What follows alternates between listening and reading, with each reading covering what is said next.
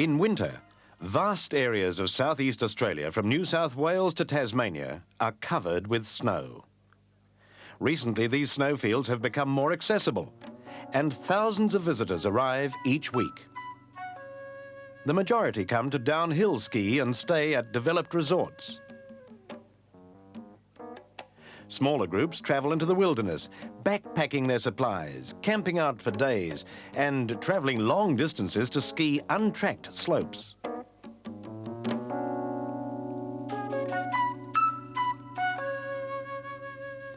During the record snow season of 1981, Malcolm Douglas and his friends spent weeks in the mountains, touring the Jajungle wilderness, revelling in the raging blizzards and the crystal clear days, and far to the south, hiking into Tasmania's Cradle Mountain.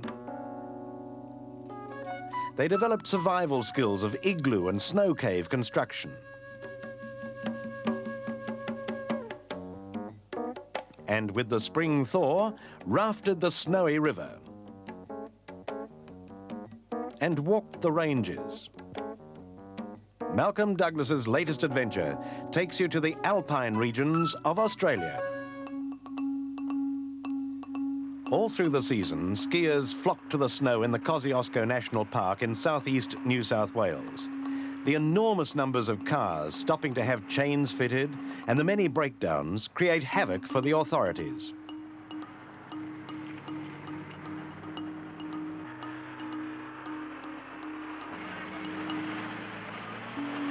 Continual maintenance keeps the main access roads open, but after exceptionally severe blizzards, it's a battle with the elements that man frequently loses as day visitors struggle to escape the snow-piled car parks.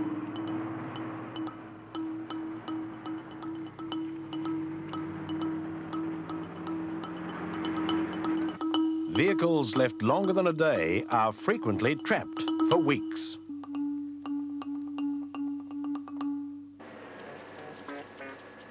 At the main resorts of Perisher, Smiggin Holes, Thredbo and Guthaga, skiers shuffle in long queues to the tows and lifts.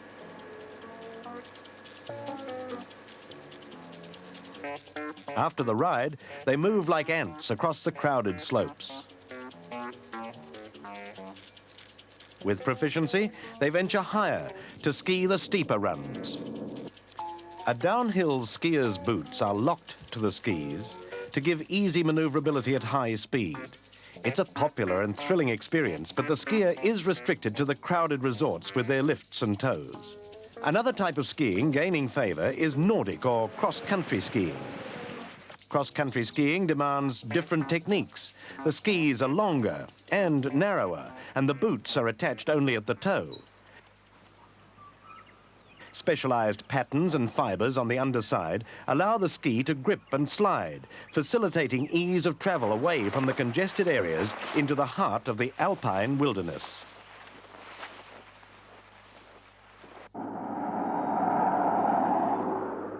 It's early August. Snow lies thick on the snowy mountains, and it's Malcolm's third trip from Sydney this season. Malcolm and his mates Brendan and John are heading out into the main range from Guthaga. All their equipment and supplies must be carried in packs, and when extra gear is needed, such as Malcolm's heavy cameras and tripod, sleds are towed. It's a rugged way to travel, but worth it to see the breathtaking scenery and feel all the moods of the mountains. This creek feeding the Snowy River is negotiated with ease, with a little help from a flying fox.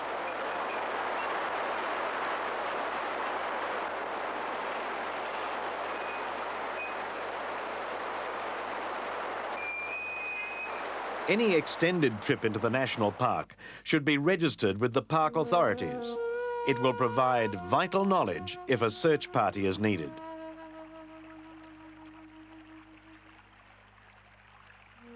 Only a few kilometres from its source on the slopes of Mount Kosciuszko, the Snowy River is already a formidable force. A swinging bridge, the Snowy rushing below, is not everyone's idea of an easy crossing. It shivers and jolts with each step.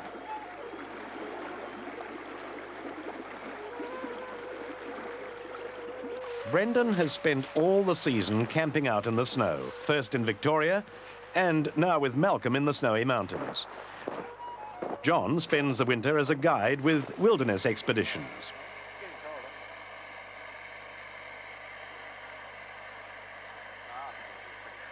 For safety and comfort, it's essential to have the best quality tents capable of withstanding strong winds and heavy snowfalls.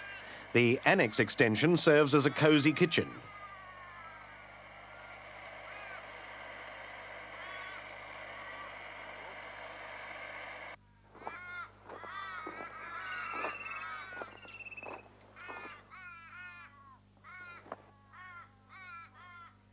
With such glorious weather, Malcolm hangs out his washing.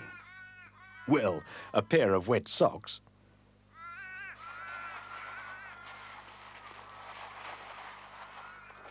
Cross-country skiing began in the Scandinavian countries as a means of getting about.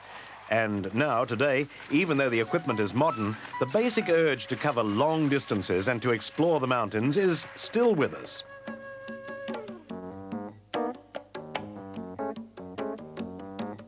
As the skiers head for the slopes of Mount Twynham, they move higher and higher along the ridges.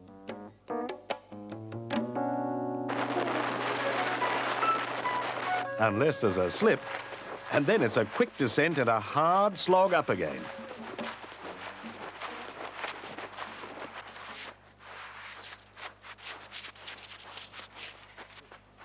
Sheltered by the last line of snow gums, Malcolm, John and Brendan stopped to build an igloo, an important survival technique. The dimensions are marked with a ski stock, and the first blocks cut from within the circle to allow more room in the completed igloo.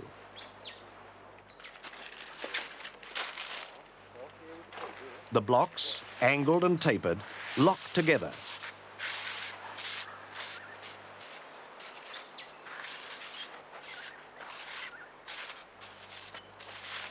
Experienced cross-country skiers always carry a snow shovel and a saw. Any holes and gaps are filled in, and the wall is smoothed with snow. It's a warm day, so the blocks are cut in the shade, for the snow must be of the right consistency, or it'll disintegrate when lifted.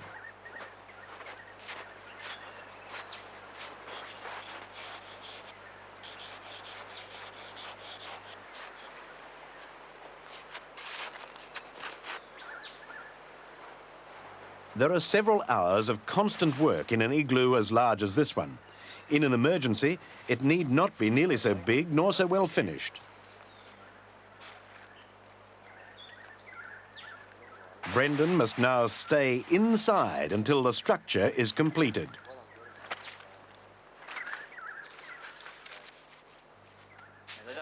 The correct slant of each block is important. It gives the igloo its unique shape.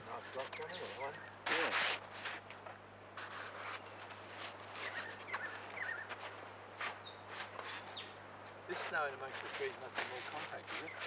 Seems to be. It's still pretty wet snow, but it's sticking with cold today. It'll be very warm in there, when they're finished. Oh, yes, no wind at all. The cap is always a problem, and when finally in place, Brendan is allowed out through the entrance dug from both sides of the wall. I think we'll have to make them thin for no reason. Probably right. That way.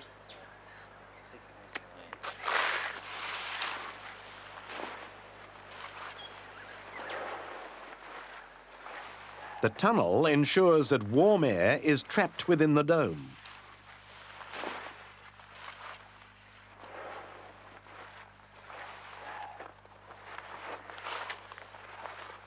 Inside, it's strangely still, with soft light filtering through the icy walls. What a beautiful wall. That's beautiful. A small vent is advisable if cooking. During blizzards, an igloo freezes and sits snug beneath the snow. Snow is actually a good insulator, and an igloo becomes a warm and comfortable home for days and even weeks, if you enjoy roughing it.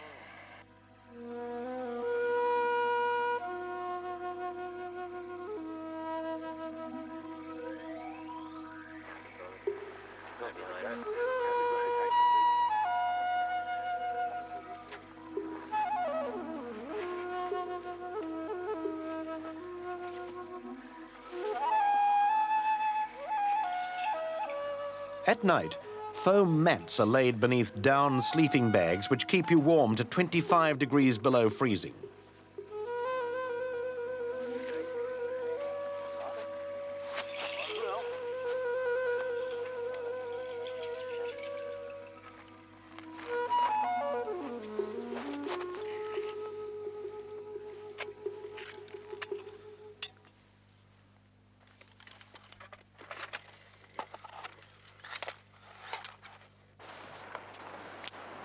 Small stoves are always carried, as fires in the park are discouraged. But there are times when a fire in the snow may be necessary. Dry wood and bark are collected high on the dead trees and a sheltered position chosen. It's essential to alternate layers of wood, then snow, so that the fire burns steadily without melting the snow base too quickly. A fire is soon crackling and the water boiling.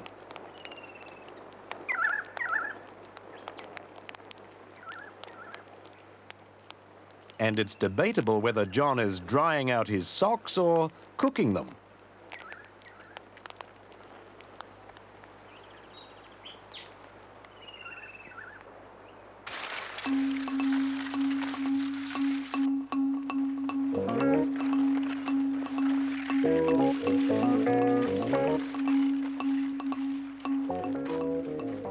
After 2 weeks of vivid skies, a snowstorm looms, and the skiers break camp to make a dash for the sheltered valley.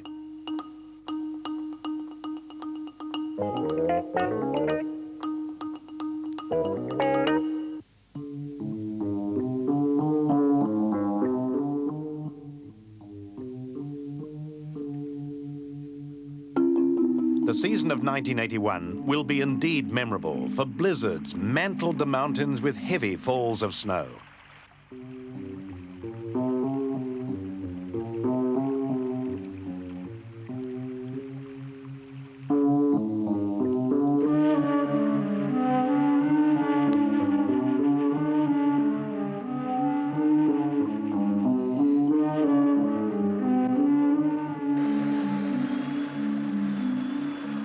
With the commencement of the August holiday, Malcolm leaves John and Brendan to head for Tasmania's snowfields with his son Lachlan.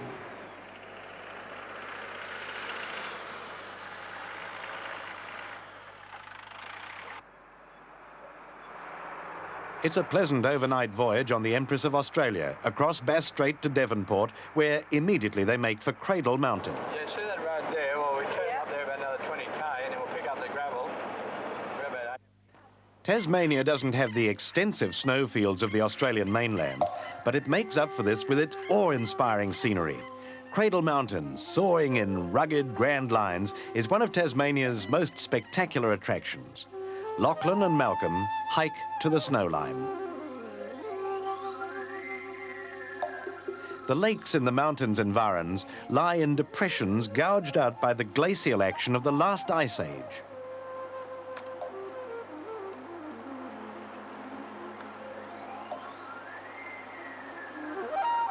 After an hour's steep climb, they shelter from the chill winds to study a map and admire the magnificent views.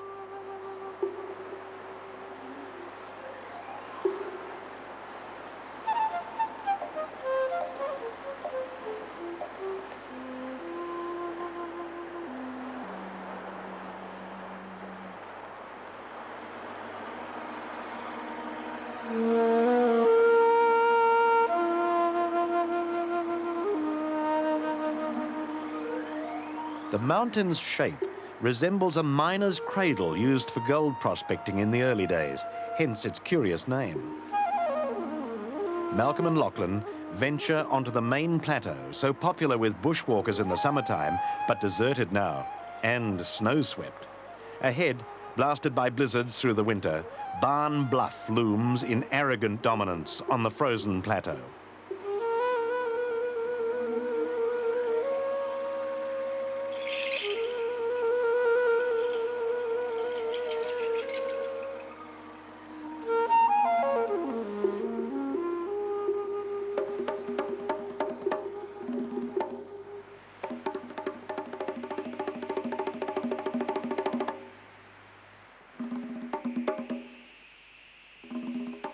Even with the bleak conditions, the local wallabies cope, oblivious of the freezing, howling wind.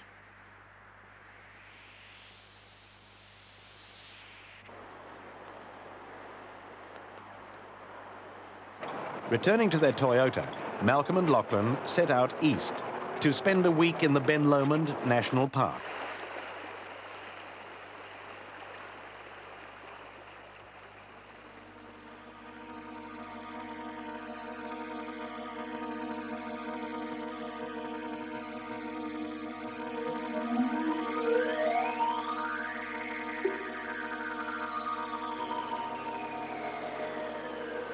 It's a nerve-tingling drive to the summit, up an incredibly tortuous dirt road carved out of the mountainside.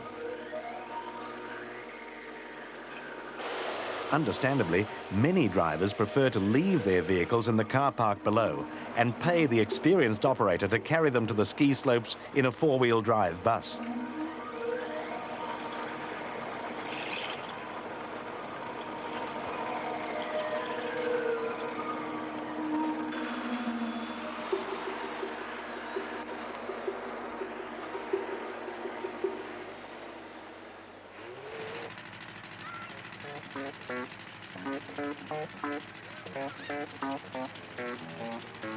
A popular winter resort with good areas for downhill and cross-country skiing, the pace is easygoing and relaxed after the crowded bustle of the mainland.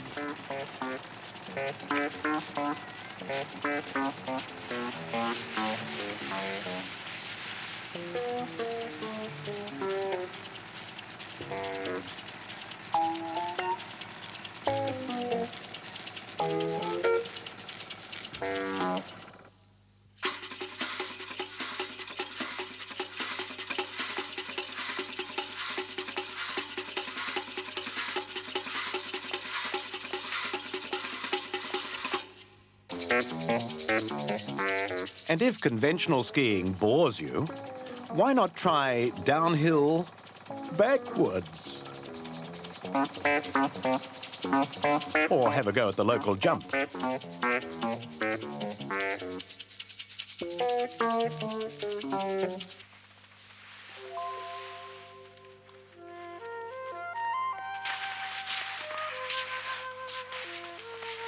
Malcolm and Lachlan ski away from the noisy, throbbing diesel motors to enjoy the tranquility of a rare, windless day.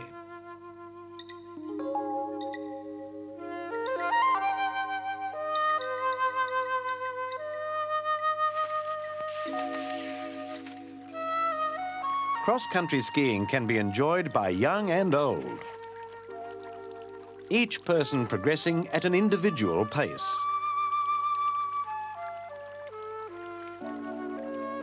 But it's thirsty work. Water near the developed areas is polluted, but out in the wilderness, it's crystal clean.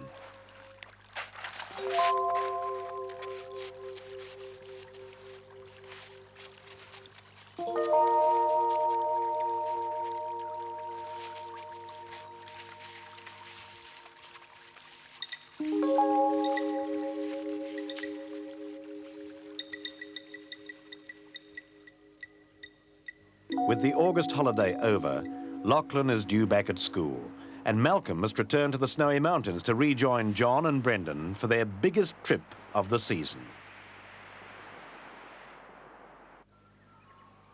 Within the week, Malcolm, Brendan and John are travelling the back roads. They're to tackle Mount Jajungle from the north.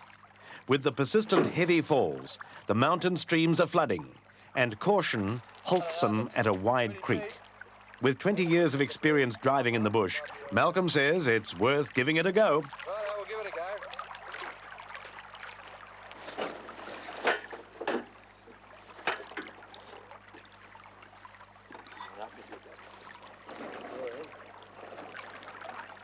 The blue tarp will be a buffer to deflect the water.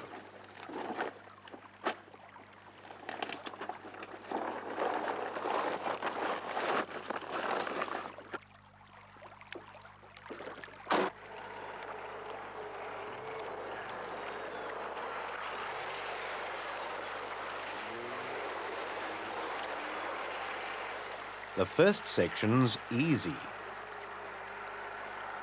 But then it's into the mainstream.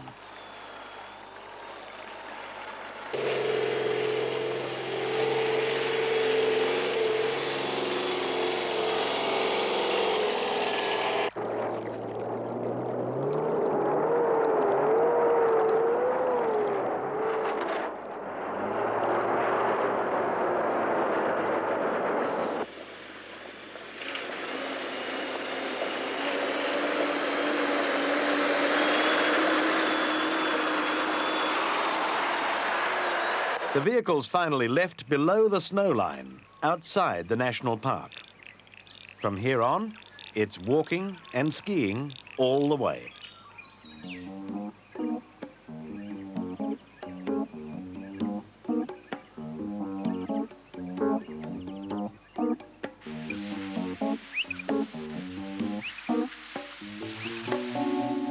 A straggling fence separates the park from the grazing leases. And Malcolm, with a keen sense of the ridiculous, opens the gate for his companions.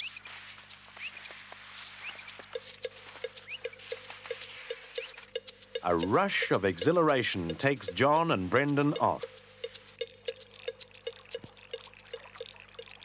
The Kosciuszko National Park is the largest in New South Wales, covering over 622,000 hectares. Skiers can travel for weeks exploring vast expanses of magical mountain scenery.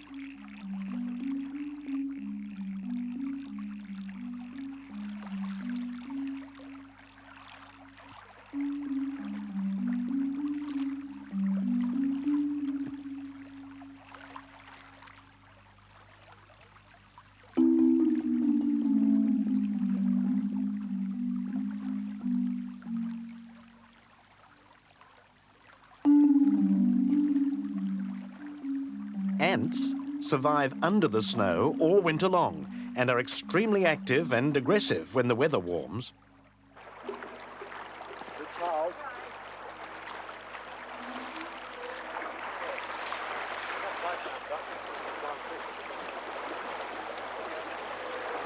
Did you pass me a soft jump, please?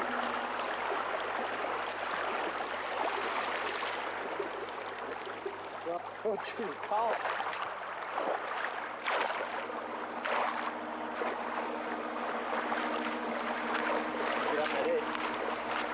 Icy, swift-flowing streams must be crossed. The current is surprisingly strong and the rocks slippery. Please, please.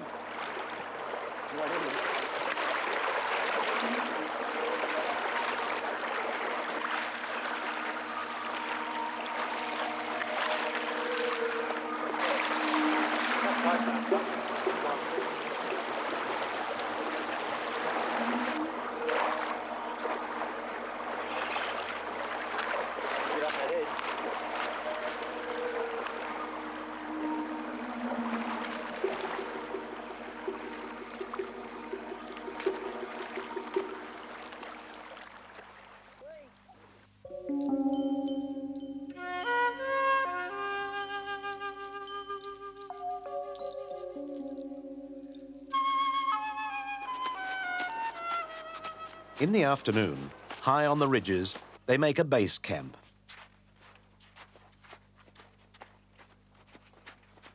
From here, it's possible to reach Jajungle with ease. Tiredness is quite up with me. Need a cup of tea.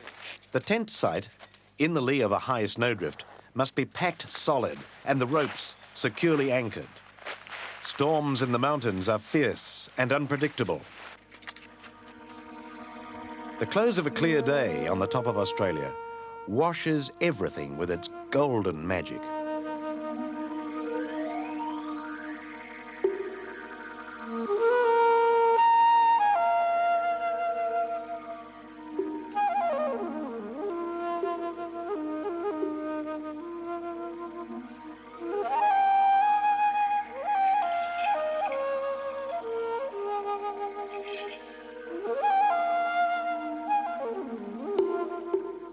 In the morning, with lighter packs, it's off for Mount Jajungle, the great mystical peak of the Alpine region.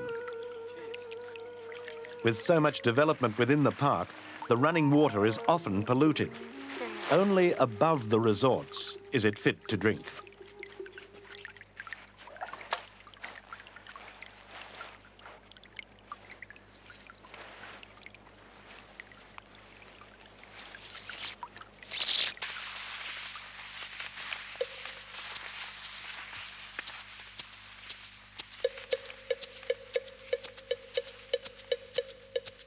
The Kosciuszko main range is far behind, and the skiers make good progress towards the Jajungle summit.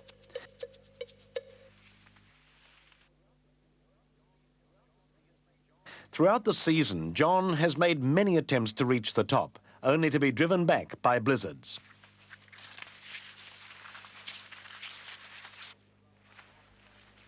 Before the arrival of Europeans, Mount Jajungle was sacred to the Aborigines. Every summer, the tribes collected the bogong moths that congregate in thousands among the granite boulders. After a lean, cold winter, the Aborigines grew fat on the rich food, feasting and dancing, until the autumn winds drove them to the valleys again. Jajungle is an Aboriginal word, meaning mother of the waters, for in the nearby valleys, some of Australia's great rivers begin their long journey seaward. High on the mountain, the views are unsurpassed. And the fresh snow is an elating challenge.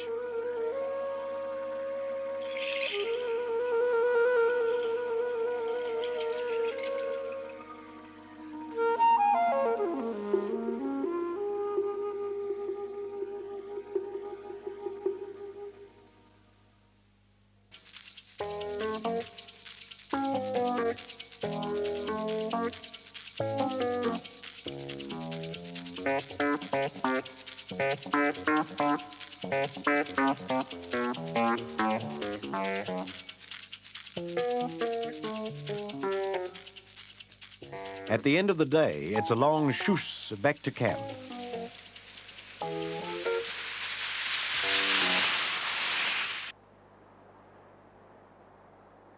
John has spent the night out testing his emergency bivvy bag.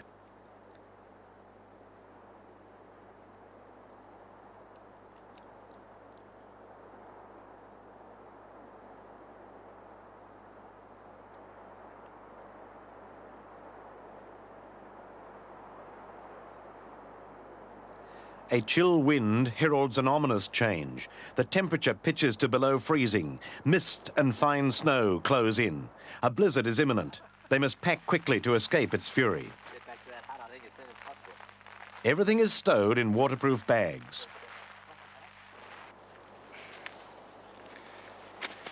Not real big, is it? This way. Yeah. Right, yeah. Conditions deteriorate as they get ready to make a dash for the shelter of the tree line. No, they're really small. These are a two-person tent.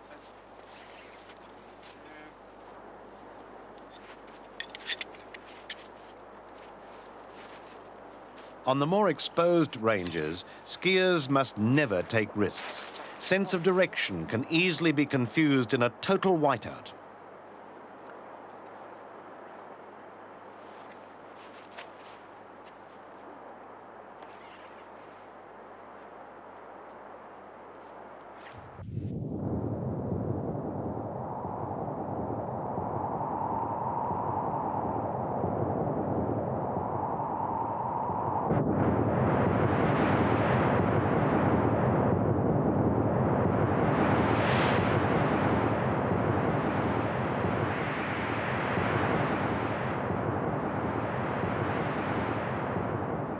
By midday, visibility is reduced to a few meters, and the skiers hurriedly decide to head for Sesjak's hut, an emergency shelter.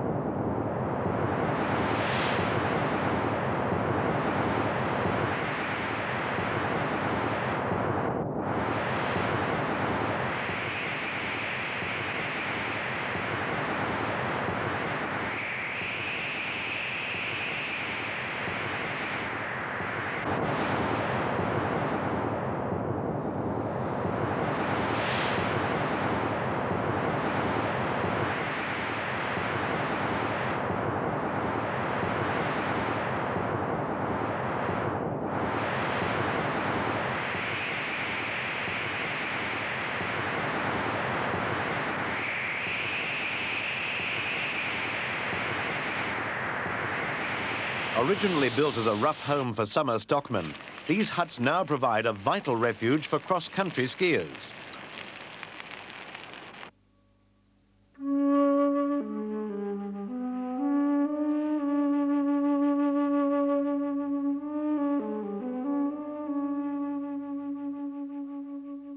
Far off from the hut, Malcolm collects wood, a valuable resource that must be used sparingly. There is an unwritten law that dry wood must be left in the hut for the next group of skiers.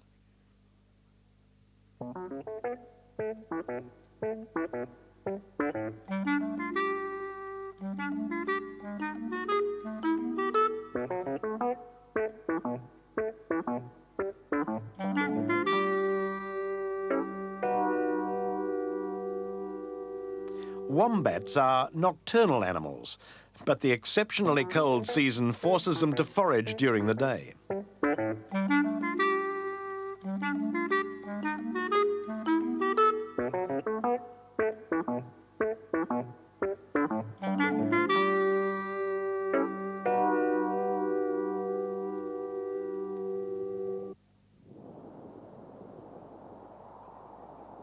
Malcolm, John and Brendan shelter for several days in the tiny hut as the blizzard rages across the ranges. For this is the week that even in faraway Sydney, winds of 130 kilometres an hour left a path of devastation.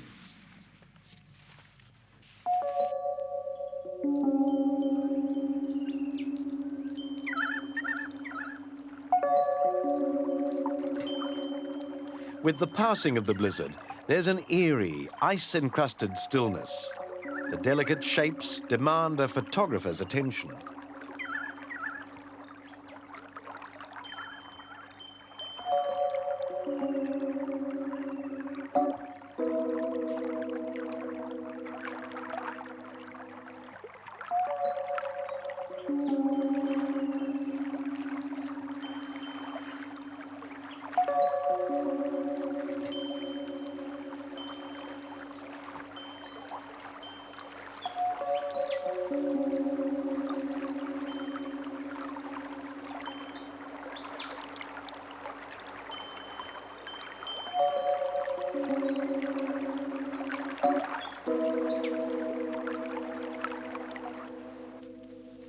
After a storm, there are always casualties, like this tiny native mammal, which normally lives happily beneath the snow.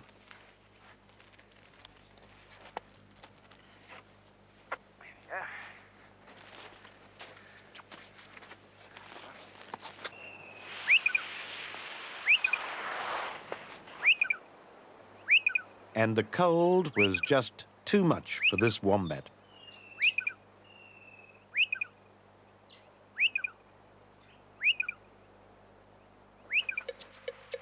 John revels in the fresh snow.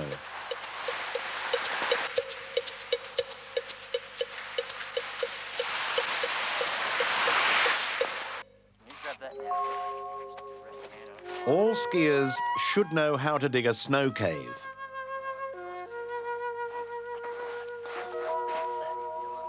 The safest location is towards the top and at the end of an overhang.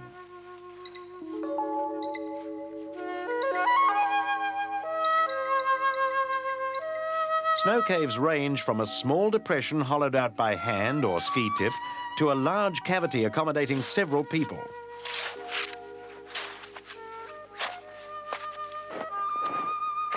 Couldn't take that long to make them, did it? Yeah, they won't solve it.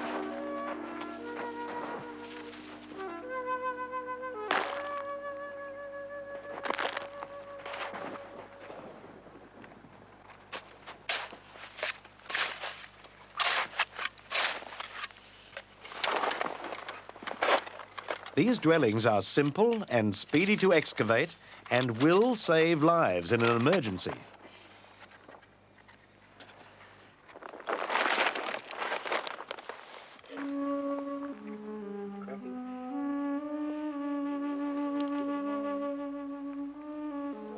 Like all snow structures, it's surprisingly warm and calm inside.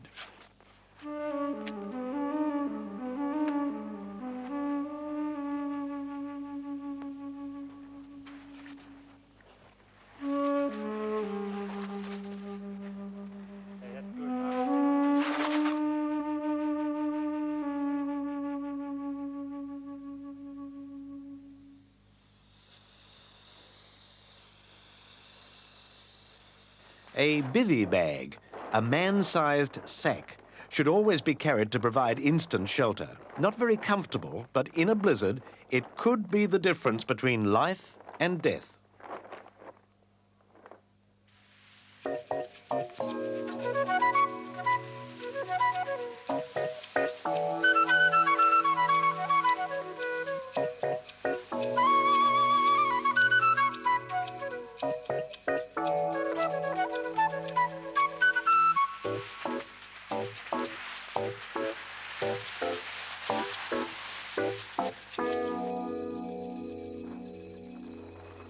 Even in October, the spectacularly heavy snowfalls bury the mountains and leave the foothills sparkling in the spring sunshine.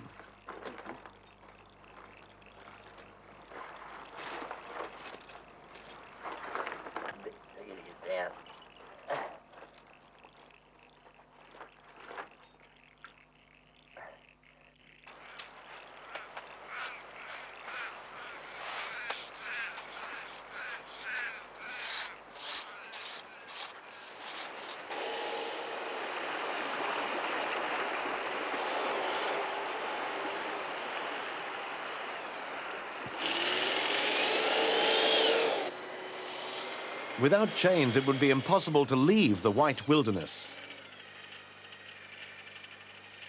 The road out, normally well defined, lies camouflaged beneath an overnight snowfall.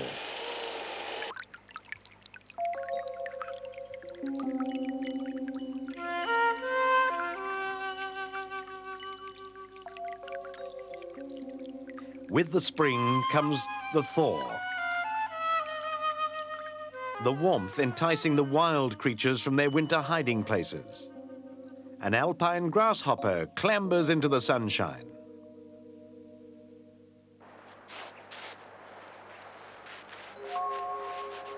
An echidna.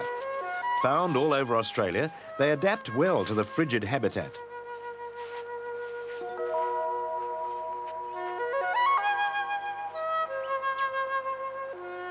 And the wombats grow fat again on the sweet spring grasses.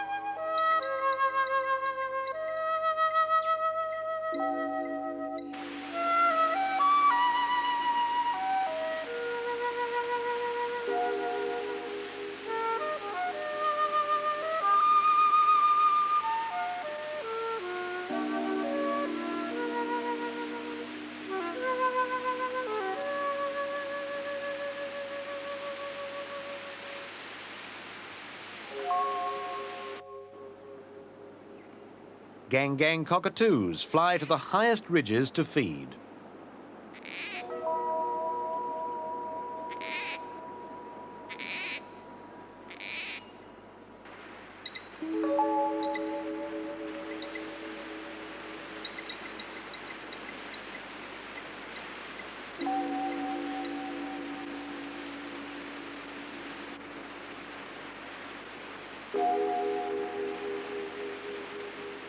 The melting snow spills down the mountains, swelling the streams and rivers. And with the rising of the waters, Malcolm's interest turns to whitewater rafting.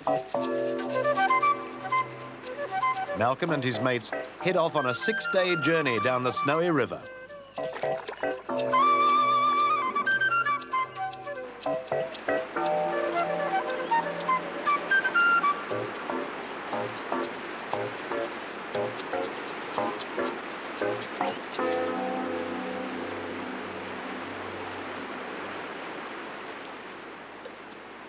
Before the Snowy Mountains Authority diverted much of the river for the generation of hydropower and for irrigation inland, the Snowy was a raging torrent in the springtime.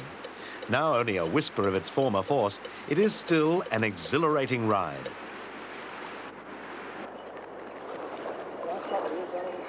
Waterproof containers keep all the equipment dry, even through the bigger rapids.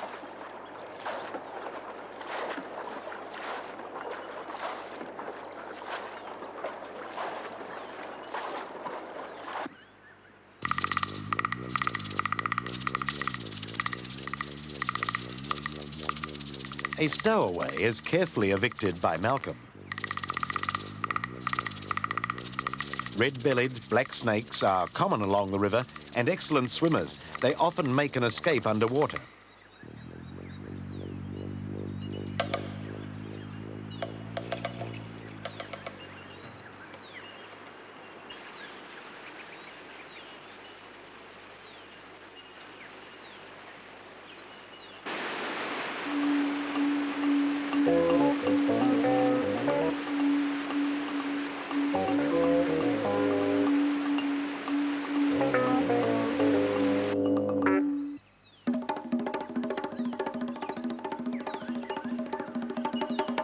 A Gippsland water dragon demonstrates its territorial right until the raft draws nearer and it beats a hasty retreat.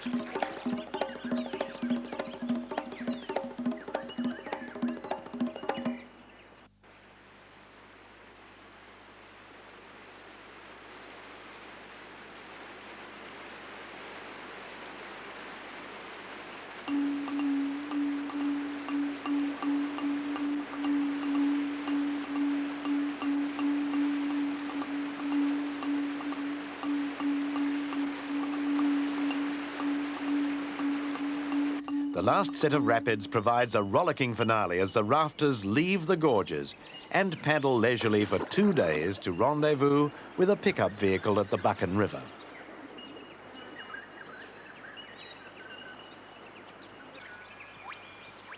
High on the mountain peaks, the last snow is melting.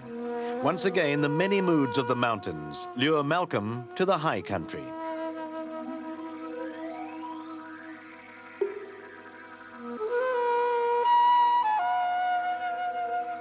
This time it's to walk with his son, to observe and appreciate the alpine flowers that bloom in a blaze of colour on sunny days.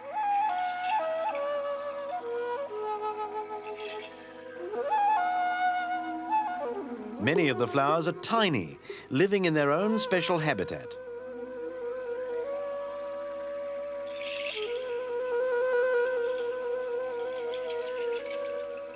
Heavy-scented alpine marigolds, growing crumpled beneath the dwindling drifts, stretch into bloom.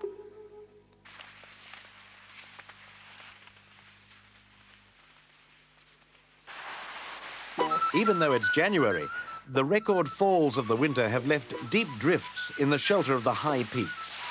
Near the summit of Mount Kosciuszko, Malcolm enjoys a rare delight, skiing in Australia on a warm summer day. And Lachlan gleefully lines up his ammunition.